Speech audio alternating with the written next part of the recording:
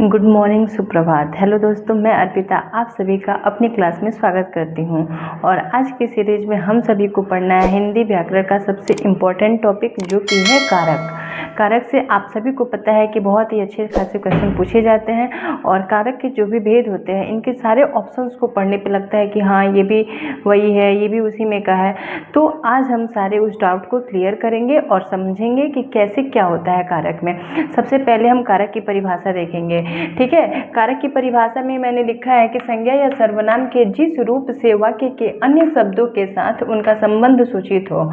संज्ञा या सर्वनाम के जिस रूप से किसी भी वाक्य में संज्ञा या सर्वनाम का उस वाक्य के अन्य शब्दों के साथ क्या संबंध है, उसको जो सूचित करता है, उसे हम कारक कहते हैं। क्या कहते हैं? कारक कहते हैं। संज्ञा या सर्वनाम का संज्ञा या सर्वनाम के जिस रूप से वाक्य के अन्य शब्दों का क्या होता है, वाक्य के अन्य शब्दों के साथ उनका संबंध सूचित हो, संबंध पता चले, उसे हम कारक कहते हैं। तो ये कारक का परिभाषा हमने देख लिया, और हम सभी जानते हैं कि कारक के कितने भेद होते हैं? 8 भेद होते हैं। उसके बाद से हमें पढ़ना है कारक के बारे में। कारक आप सभी को पता है कि हिंदी में भी होता है और व्याकरण में भी होता है, लेकिन हिंदी में भी होता है और संस्कृत में भी होता है। तो संस्कृत में जो कारक होता है उसके 6 भेद होते हैं, और हिंदी में जो कारक होता है उसके 8 भेद होते हैं। उसमें संस्कृत में 2 कारक, संबंध कारक और संबोधन कारक, ये दोनों नहीं होता है संस्कृत में, लेकिन हिंदी में 8 होते हैं। तो आज हम 8 के बारे में पढ़ेंगे, ओके, लाइन से पढ़ेंगे। उसके बाद से सबसे पहले हमारा है कर्ता कारक। सबसे पहले हम सभी को इसके चिन्ह को देखना है कि जितने भी कारक होते हैं, जो भी 8 कारक होते हैं, मैं यहाँ पे नंबरिंग कर देती हूँ। पहला, दूसरा, तीसरा, चौथा, पांचवा, छठवां, सातवां, आठवां। तो इस कारक जितने भी 8 कारक होते हैं, उसके मैंने यहाँ पे लाइन से चिन्ह लिखे हैं। तो सबसे पहले है कर्ता कारक। तो कर्ता कारक का जो चिन्ह होता है वो ने होता है। क्या होता है? ने होता है। कर्ता कारक का चिन्ह होता है ने। इसको हम एक एग्जाम्पल के थ्रू भी समझ सकते हैं। जैसे दिया है, रोहित ने खाना खाया, या फिर रोहित ने खाया है। क्या है? रोहित ने खाया है। तो जो ये ने दिया है, जो रोहित के बाद जो ने दिया है, ये रोहित इसमें क्या हो गई? संज्ञा हो गई। तो रोहित ने खाना खाया है, तो रोहित का खाना खाया है या फिर खाया है, इसके साथ संबंध स्थापित कर रहा है। क्या कर रहा है? ये जो ने विभक्ति है, ये रोहित का और खाया है, इन दोनों का संबंध सूचित कर रहा है, संबंध स्थापित कर रहा है। तो कर्ता का होता है ने विभक्ति। उसके बाद से जो कर्म कारक होता है उसका होता है को। कर्ता ने कर्म को, क्या हो गया? कर्ता ने कर्म को करण से या के द्वारा। करण का क्या होता है? से या के द्वारा। यहाँ पे देखोगे आप, से या फिर के द्वारा होता है, जिसका मतलब होता है साधन। किसी भी वाक्य में अगर उसमें से या के द्वारा आया है, तो उसके बाद का जो शब्द है वो साधन के रूप में प्रयोग होता है। जैसे हम लोग एग्जाम्पल के तौर पे देखते हैं, वह चाकू से फल काटता है। क्या है? वह चाकू से फल काटता है। तो जो ये वह है, ये जो सर्वनाम है, इसका दिया है चाकू से फल काटता है। किससे फल काटता है? चाकू से। तो जो यहाँ पे चाकू हो गया, ये क्या हो गया? साधन हो गया। हम फल किससे काट रहे हैं? चाकू से काट रहे हैं, तो हमारा चाकू साधन हो गया। तो यहाँ पे हमने पढ़ा, कर्ता ने कर्म को करण से या के द्वारा, हम इसमें पढ़ेंगे। अभी मैं ये आपको कारक के बारे में और इसके चिन्ह के बारे में बता रही हूँ। इसके बाद से एक एक करके हम सबका डेफिनेशन देखेंगे और डिटेल में पढ़ेंगे कि उसमें कैसे क्या होता है। क्योंकि यहाँ तो मैंने लिख दिया है कि कर्ता का चिन्ह होता है ने, कर्म का होता है को, लेकिन बहुत बार ऐसे एग्जाम्पल आएंगे, ऐसा वाक्य होगा जिसको आप पढ़ोगे और पढ़ने पे लगेगा कि वो कर्ता कारक होगा, लेकिन एक्चुअल में वो होता है कर्म कारक। ऐसे ही, या फिर आपको लगेगा करण कारक है लेकिन होगा कर्म कारक। तो उसमें हमको एक बार समझने की आवश्यकता है। तो उसके सबसे पहले हमारा हो गया, कर्ता ने कर्म को करण से या के द्वारा हो गया। अब उसके बाद से है संप्रदान। क्या है? संप्रदान। संप्रदान का होता है को, के लिए, या फिर के निमित्त, या फिर के वास्ते। क्या होता है? को, के लिए, के निमित्त, के वास्ते। ये संप्रदान का चिन्ह है। इस संप्रदान में इसको प्रयोग किया जाता है। एग्जाम्पल के तौर पे हम देखते हैं कि राजा गरीबों को दान देता है। क्या करता है? राजा गरीबों को दान देता है। तो यहाँ पे को या फिर के लिए, तो यहाँ पे जो आपको चिन्ह दिख रहा है को, तो यहाँ पे को दिख गया होगा आपको, राजा गरीबों को, यहाँ पे को हमें चिन्ह दिख रहा है। तो ये क्या हो जाएगा? संप्रदान कारक। क्या हो जाएगा, संप्रदान कारक। उसके बाद से है हमारा अपादान कारक। क्या है, अपादान। अपादान का चिन्ह होता है से। क्या होता है, से, जिसका अर्थ होगा अलगाव। अगर वाक्य में कहीं भी से का प्रयोग हुआ रहेगा तो उसका अलगाव, दो चीज़ों के बीच में, दो संज्ञा के बीच में या फिर दो सर्वनाम के बीच में वो अलगाव का हमें भाव देगा, अर्थ देगा। तो सर अपादान से क्या हो जाएगा, से हो जाएगा और इसका अर्थ भाव क्या रहेगा, अलगाव का। जैसे हम देख रहे हैं घुड़सवार घोड़े से गिरता है। क्या हो रहा है, घुड़सवार घोड़े से गिरता है। तो यहाँ पे जो घुड़सवार है वो घोड़े से गिर रहा है, अलग हो रहा है, दोनों में अलगाव की स्थिति आ रही है। उसके बाद से है संबंध कारक। तो संबंध कारक का चिन्ह होता है का, के, की, रा, रे, री या फिर ना, ने, नी। ये पूरा संबंध कारक का चिन्ह है। तो संबंध कारक का हम एक एग्जाम्पल देखते हैं, राम का घर सुंदर है। क्या देख रहे हैं, राम का घर सुंदर है। तो यहाँ पे जो राम के बाद का आया है, ये घर सुंदर है के साथ इसका संबंध स्थापित कर रहा है। और यहाँ पे आपको का विभक्ति जो दिख रही होगी, का चिन्ह जो दिख रहा है, ये भी यहाँ पे प्रयोग हुआ है। तो ये हमारा क्या हो जाएगा, संबंध कारक, कि राम में और उसके घर में दोनों का संबंध बता रहा है। उसके बाद से दिया है अधिकरण। क्या है, अधिकरण। तो अधिकरण का चिन्ह होता है में या फिर पर। क्या होता है, अधिकरण का अर्थ होता है में या फिर पर, जिसका अर्थ होता है आधार। अगर किसी भी वाक्य में में या पर रहेगा तो वो आधार उसका भाव देगा। जैसे पुस्तक मेज पर रखी है। क्या है, पुस्तक मेज पर रखी है। तो यहाँ पे जो पुस्तक है वो मेज पे रखी है, यानी कि पुस्तक का आधार क्या है, मेज। पुस्तक का आधार क्या है, मेज। उसके बाद से हमारा है संबोधन। तो संबोधन का अर्थ होता है हे या फिर अरे, मतलब इसका होता है पुकारना या फिर बुलाना। हम किसी को जब बुलाते हैं, अरे बालक या फिर अजी सुनते हो, तो यहाँ पे जो भी वो हम पुकारने के लिए जो संबोधन का यूज करते हैं, प्रयोग करते हैं, वो संबोधन कारक कहलाता है। ठीक है, तो आप इसमें देख रहे हो हे या फिर अरे हो गया, और इसका मतलब हो जाएगा पुकारना या फिर बुलाना। और एग्जाम्पल के लिए मैंने एक क्वेश्चन लिखा है, एक सेंटेंस लिखा है, हे प्रभु मुझे बुद्धि दो, या फिर हे प्रभु मुझे बुद्धि दीजिए। तो यहाँ पे जो हे प्रभु है, हे प्रभु, हम इसे क्या कर रहे हैं, प्रभु को संबोधित कर रहे हैं, ईश्वर को संबोधित करने का काम कर रहे हैं। तो ये हमारा संबोधन कारक हो गया। तो आप ये पढ़े होंगे, कर्ता ने कर्म को करर से या के द्वारा संप्रदान को या के लिए या फिर के निमित्त के वास्ते। उसके बाद से है हमारा अपादान। अपादान का हो गया से, संबंध का, के, की, रा, रे, री, ना, ने, नी। उसके बाद से है अधिकरण। अधिकरण का क्या हो जाएगा, में या फिर पर। उसके बाद से है हमारा संबोधन। संबोधन का हो जाएगा हे, अरे। तो ये हमारे 8 जो कारक हैं उसके चिन्ह के साथ इसमें मैंने बताया है और एक एक एग्जाम्पल देखा है। और अब बारी बारी से हम इसकी परिभाषा देखेंगे और इसके एग्जाम्पल को देखते हुए समझेंगे कि किसमें क्या होता है। ओके, तो अब इसमें सबसे पहले हम पढ़ेंगे, सबसे पहला जो हमारा है कर्ता कारक, उसके बारे में। कर्ता कारक का जो विभक्ति चिन्ह होता है, क्या होता है, ने होता है।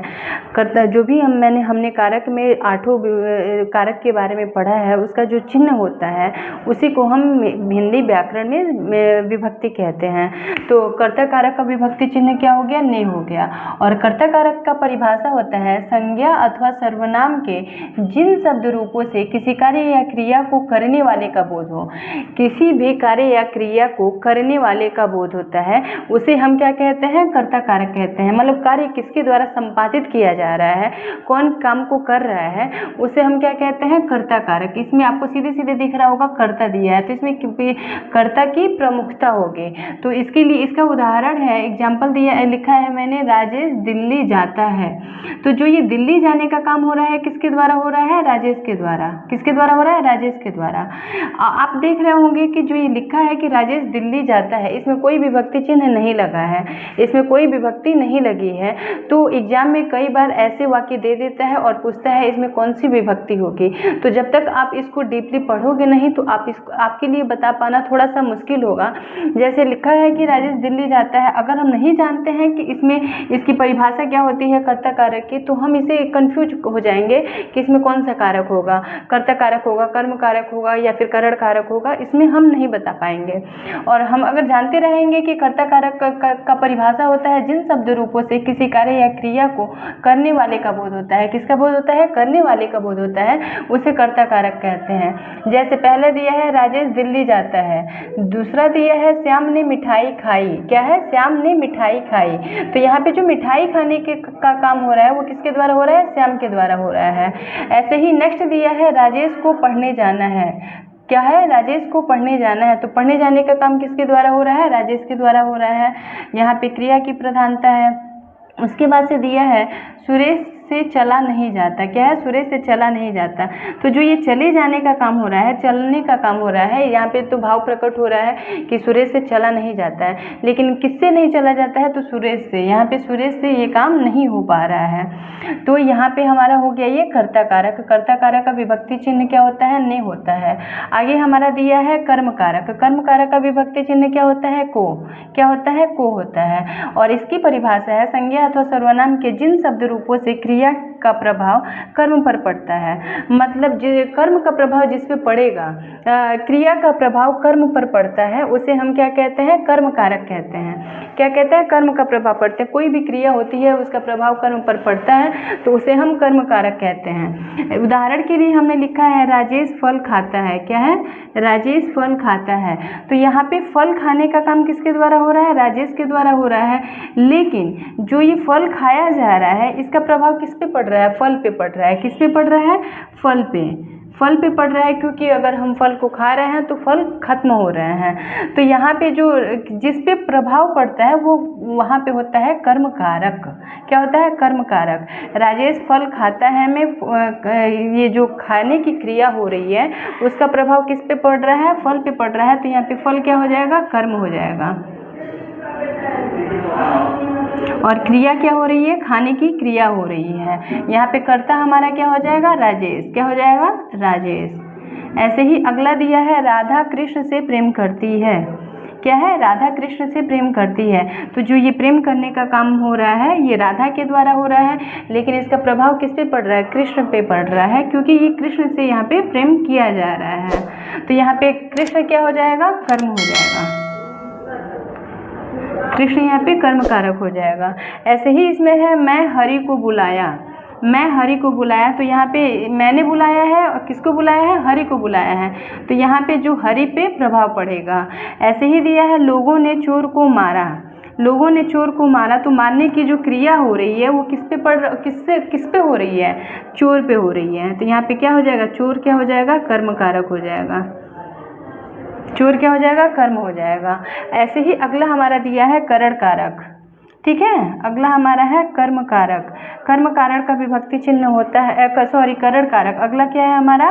करण कारक। करण कारक का विभक्ति चिन्ह होता है से या फिर के द्वारा। से या फिर के द्वारा होता है इसका विभक्ति चिन्ह। यहाँ पे करण कारक से या फिर के द्वारा जो है ये साधन है। क्या है? साधन है।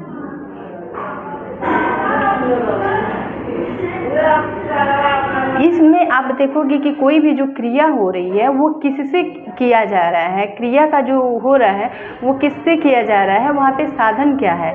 जैसे एग्जाम्पल दिया है रोहित कलम से पत्र लिखता है। क्या है? रोहित कलम से पत्र लिखता है। तो जो ये पत्र लिखने का काम हो रहा है, पत्र जो लिखा जा रहा है वो किससे हो रहा है? कलम से हो रहा है। किससे हो रहा है? कलम से हो रहा है। तो जो यहाँ पे ये कलम है वो क्या हो जाएगा?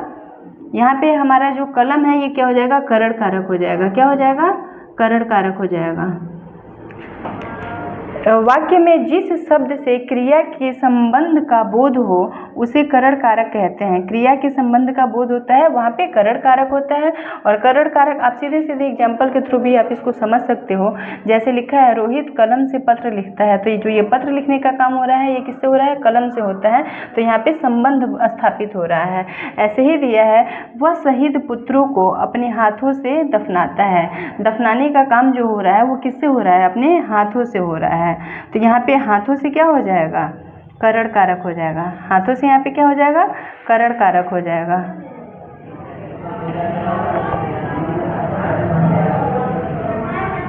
नेक्स्ट है हमारा वह चाकू से सब्जी काटती है। क्या है? वह चाकू से सब्जी काटती है। तो सब्जी काटने का काम किससे हो रहा है? चाकू से हो रहा है। सब्जी काटने का काम चाकू से हो रहा है। तो यहाँ पे हमारा करण कारक हो जाएगा। चाकू यहाँ पे हमारा करण हो जाएगा। वह हमारा क्या हो जाएगा? कर्ता हो जाएगा।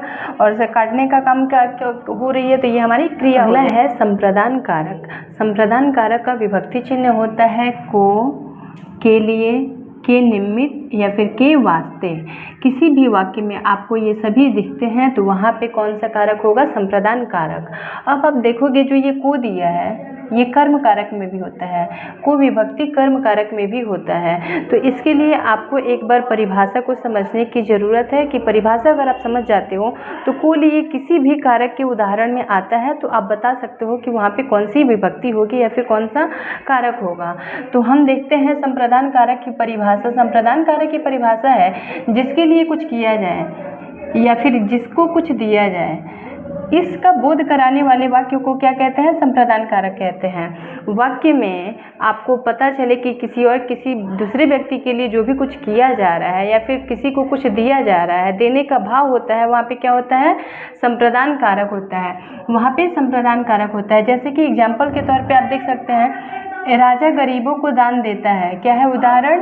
राजा गरीबों को दान देता है। तो यहाँ पे गरीबों को राजा क्या कर रहा है? दान दे रहा है। यहाँ पे दान पुण्य करने का भी आपको देखोगे संप्रदान कारक में होता है। तो राजा गरीबों को दान दे रहा है, यहाँ पे देने का भाव छुपा है। पिता पुत्र के वास्ते पुस्तक ला, एक तो आप देख सकते हो विभक्ति चिन्ह से आप पहचान सकते हो कि यहाँ पे को दिया है तो यहाँ पे कौन सा कारक हो जाएगा? संप्रदान कारक हो जाएगा। लेकिन आप देखोगे कि को क्या इसमें होता है? कर्म कारक में भी होता है। तो उसके लिए आपको समझने की जरूरत है कि जब दान पुण्य करने का काम किस में होता है? संप्रदान कारक में होता है। तो आप इजीली बता सकते हो, फिर आपको कन्फ्यूजन नहीं होगी। ऐसे ही दिया है पिता पुत्र के वास्ते पुस्तक लाता है। पुत्र के वास्ते, यहाँ पे जो के वास्ते दिया है ये संप्रदान कारक का क्या हो जाएगा? विभक्ति चिन्ह है, तो यहाँ पे क्या हो जाएगा? संप्रदान कारक हो जाएगा। फिर से हमारा अगला है शिव को पुष्प अर्पित करते हैं। शिव को पुष्प अर्पित करते हैं, तो यहाँ पे शिव को पुष्प दिया जा रहा है, यहाँ पे को विभक्ति है, संप्रदान कारक होगा। यहाँ पे हम देखेंगे तो इसका मतलब हम ये भी लगा सकते हैं कि शिव के लिए पुष्प अर्पित करते हैं, तो यहाँ पे क्या हो जाएगा? संप्रदान कारक हो जाएगा। अगला है वह मरीजों के लिए दवा लाता है। यहाँ भी देने का भाव छुपा हुआ है। इसमें मैंने नोट लिखा है जहाँ किसी वस्तु को कुछ देकर, जहाँ किसी को कुछ देकर वापस लेने का भाव छुपा होता है वहाँ कर्म कारक होता है। आप सभी देख रहे हो कि कर्म कारक में भी और कर्म कारक में भी को विभक्ति चिन्ह आ रही है, ठीक है। तो यहाँ पे इसमें भी ऐसा देने का भी भाव होता है, लेकिन इसमें ये आपको समझने की ज़रूरत है जहाँ किसी को कुछ देकर वापस लेने का भाव जहाँ छुपा होता है वहाँ पे कर्म कारक होता है। जैसे कि एग्जाम्पल के तौर पे वह धोबी को कपड़ा देता है। क्या है? वह धोबी को कपड़ा देता है, तो उसने धोबी को कपड़ा दिया है तो धुलने के लिए दिया होगा और वो उसको वापस लेगा। ऐसे ही दिया है सरकार किसानों को कर्ज देती है। क्या है? सरकार किसानों को कर्ज देती है, तो वहाँ पे सरकार किसानों को अगर कर्ज देती है तो उसको वापस लेगी, तो यहाँ इसमें क्या हो जाएगा? हमारा कर्म कारक हो जाएगा। ऐसे अगला है हमारा अपादान कारक। अपादान कारक का विभक्ति चिन्ह क्या होता है? से। क्या होता है? से। इसकी परिभाषा है संज्ञा के जिस रूप से किसी वस्तु के अलग होने का भाव प्रकट होता है, किसी वस्तु के अलग होने का भाव प्रकट होता है वहाँ पे अपादान कारक होता है।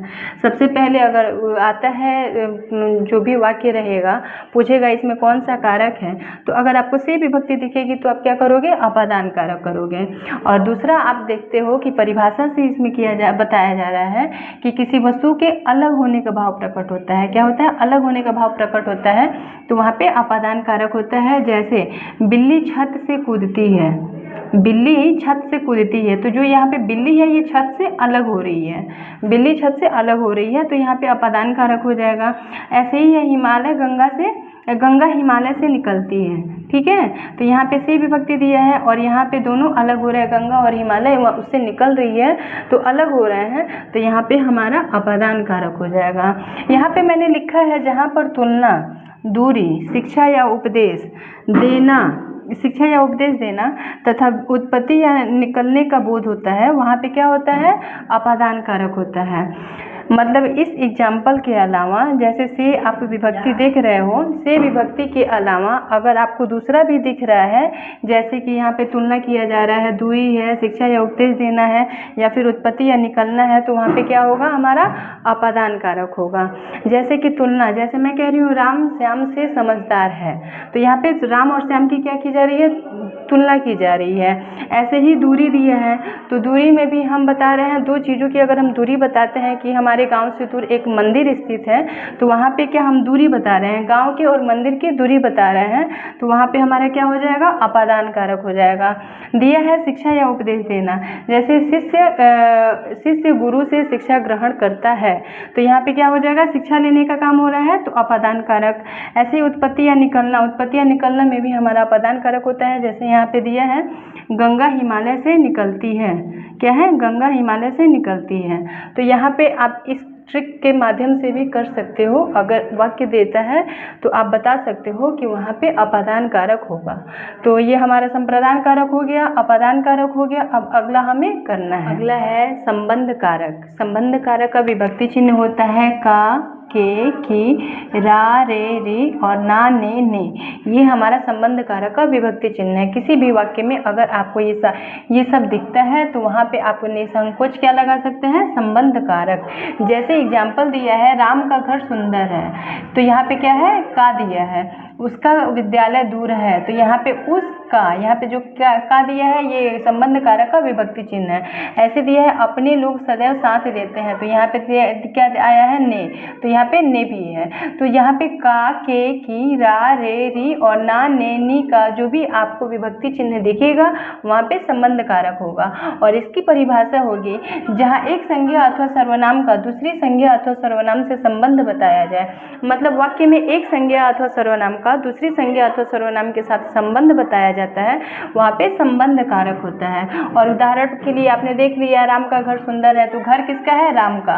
राम और घर दोनों का संबंध पता चल रहा है। ऐसे ही दिया है अपने लोग, कौन से लोग, अपने लोग, तो इसमें क्या है, संबंध है। अगला हमारा दिया है अधिकरण कारक। अधिकरण कारक का विभक्ति चिन्ह होता है में, पर, ऊपर, अंदर, भीतर, सहारे। ये हमारा क्या है, इसका विभक्ति चिन्ह होता है अधिकरण कारक का। और अधिकरण कारक की परिभाषा होती है क्रिया जिस आधार पर संपादित होती है उसे हम अधिकरण कारक कहते हैं। क्या कहते हैं, अधिकरण कारक। कोई भी क्रिया जिस आधार पर संपादित होती है, जैसे दिया है पुस्तक मेज पर रखी है, क्या है, पुस्तक मेज पर रखी है, तो पुस्तक का आधार क्या है, मेज। चिड़िया डाल पर बैठी है, तो चिड़िया का आधार क्या है, डाल। ऐसे ही दिया है जल पात्र में रखा है, तो पात्र क्या होता है, पात्र हम बर्तन को कहते हैं, तो जल पात्र में रखा है, तो यहाँ पे में दिया है, में विभक्ति चिन्ह अधिकरण कारक का होता है। ऐसे ही पर दिया है, तो ये पर क्या होता है, अधिकरण कारक का विभक्ति चिन्ह होता है। नाव जल में तैरती है, तो यहाँ पे में दिया है, तो हमारा क्या हो जाएगा, अधिकरण कारक। उसके बाद से दिया है संबोधन कारक। संबोधन कारक का विभक्ति चिन्ह होता है हे, अरे, रे।